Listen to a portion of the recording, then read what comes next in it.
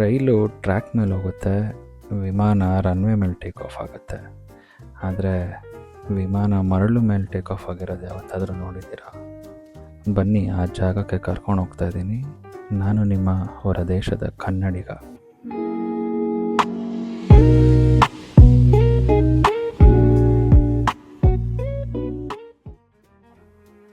ಈ ರಯನ್ air flight ಒಂಥರ ನಮ್ಮ ಕೆಂಪಸ್ ಇದ್ದಂಗೆ. ಬರ್ತಾನೆ, ಬೇಗ ಬೇಗ ಹತ್ತಿಸ್ಕೊಳ್ತಾನೆ, ಹೊಟ್ಟೋಗ್ತಾ ಇರ್ತಾನೆ. ನಾನೀಗ ಈ ಡಬ್ಲಿನ್ ಏರ್ಪೋರ್ಟಿಂದ ಪೋರ್ಟ್ ಮಾರ್ನಾಕ್ ಅನ್ನೋ ಪ್ರದೇಶಕ್ಕೆ ಹೋಗ್ತಿದ್ದೀನಿ.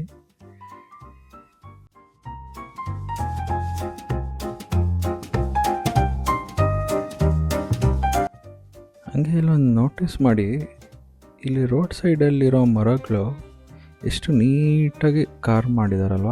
ನಾನು ಹೋಗ್ತಿರೋ ಡಬಲ್ ಡೆಕ್ಕರ್ ಬಸ್ಸಲ್ಲಿ.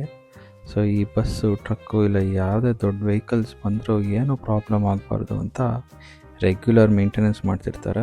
ನೋಡೋಕ್ಕೂ ಕ್ಲೀನಾಗಿರುತ್ತೆ.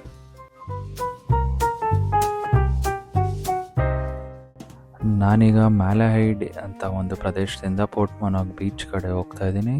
ಅದು ಕೋಸ್ಟಲ್ ವಾಕ್. ಇಲ್ಲಿ ನೋಡ್ತಿದ್ದು ನೀವು ಹೌತ್ ಅಂತ ಪ್ರದೇಶ. ಅದ್ರ ಪಕ್ಕ ಒಂದು ಪುಟ್ಟು ಐಲ್ಯಾಂಡ್ ಇದೆ. ಅದನ್ನು ಐರ್ಲ್ಯಾಂಡ್ ಐ ಅಂತ ಕರೀತಾರೆ, ಅಂದರೆ ಐರ್ಲ್ಯಾಂಡ್ನ ಕಣ್ಣು ಅಂತ. ಹಿಂಗೆ ನಡ್ಕೊಂಡು ಹೋಗ್ತಾ ಇದ್ರೆ ಪೋರ್ಟ್ ಮಾರ್ನಾಕ್ ಬೀಚ್ಗೆ ಸೇರ್ತೀವಿ.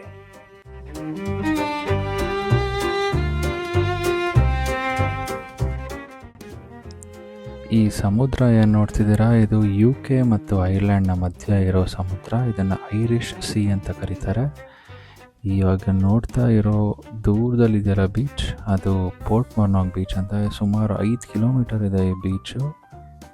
ಬನ್ನಿ, ಆ ಕಡೆನೇ ನಡ್ಕೊಂಡು ಹೋಗ್ಬಿಡೋಣ.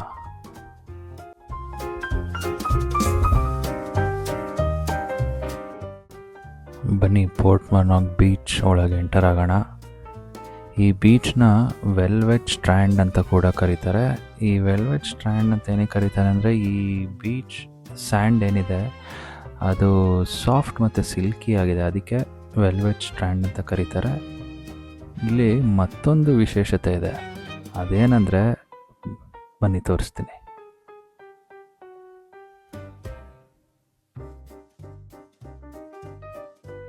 ಇದು ಎಕ್ಸೆಂಟ್ರಿಕ್ ಆರ್ಬಿಟ್. ಈ ಗ್ಲೋಬ್ ಸ್ಕಲ್ಪ್ಚರ್ ಥರ ಇದೆ ಅಲ್ವಾ.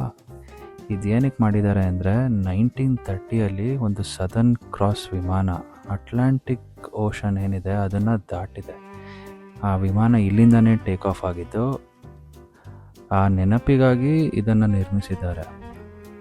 ಆ ಗ್ಲೋಬ್ ಮೇಲೆ ಆ ಪಾಯಿಂಟರ್ ಏನು ನೋಡ್ತಾ ಇದ್ದೀರಾ, ಅದು ನಾರ್ತ್ ಸ್ಟಾರ್, ಅಂದರೆ ಧ್ರುವ ನಕ್ಷತ್ರದ ಕಡೆ ಪಾಯಿಂಟ್ ಮಾಡ್ತಿದೆ.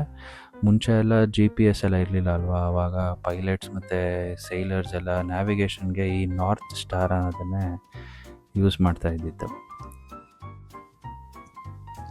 ಈ ಬೀಚ್ ಸುತ್ತ ಎಲ್ಲ ದೊಡ್ಡ ದೊಡ್ಡ ಮನೆಗಳಿದೆ, ನಮ್ಮ ಸದಾಶಿವನಗರ ಥರ beach facing ವಿಲ್ಲಾಗಳು.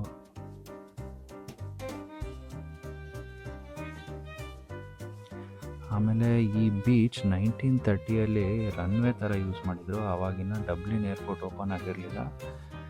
Australian pilot Charles Kings Ford Smith ಇಲ್ಲಿಂದ ಸದರ್ನ್ ಕ್ರಾಸ್ ವಿಮಾನದಲ್ಲಿ ಟೇಕ್ ಆಫ್ ಆಗಿ ಅಟ್ಲಾಂಟಿಕ್ ಓಷನ್ನ ದಾಟಿದ್ರು.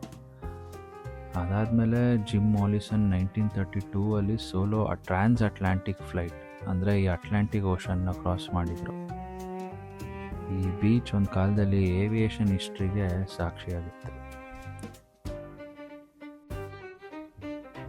ಇವಾಗ ನೋಡ್ತಿರೋದು ಕ್ಯಾರಿಕಿಲ್ ಮಾರ್ಟೆಲೋ ಟವರ್.